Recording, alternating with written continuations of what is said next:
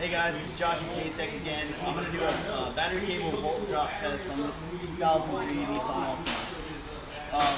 First things you want to do, make sure you got your protective clothing and stuff on. Set your voltmeter to volts DC and check your source voltage.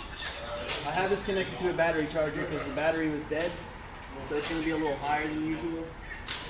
Shooting at 14.2 volts. Okay, so the first thing that you're going to want to do when you're testing the alternator is have somebody crank the car when you connect your leads to the positive here and the positive here on the alternator. Go ahead and crank it, Rob.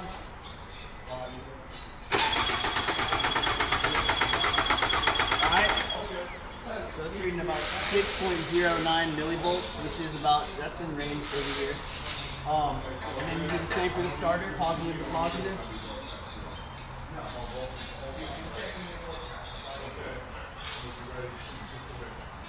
Go ahead and crank it, Rob.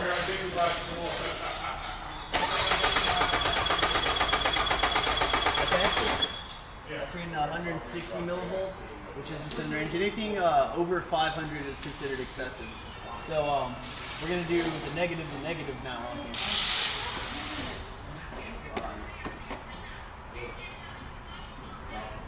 Alright, go ahead and crank it, Rob.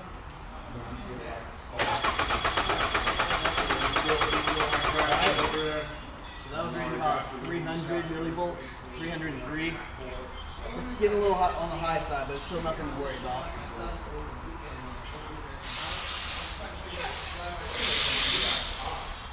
Alright, Rob.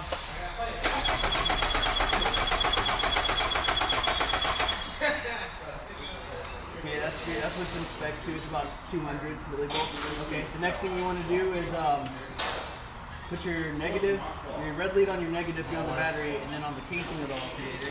Have somebody crank it to test the surface charge. Go ahead, Rob.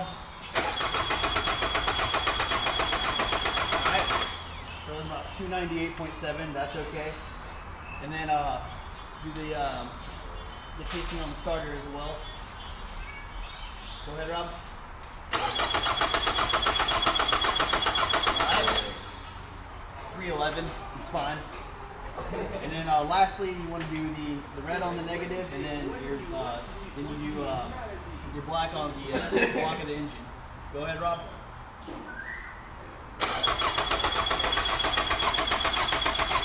Alright. Yeah, 318 millivolts.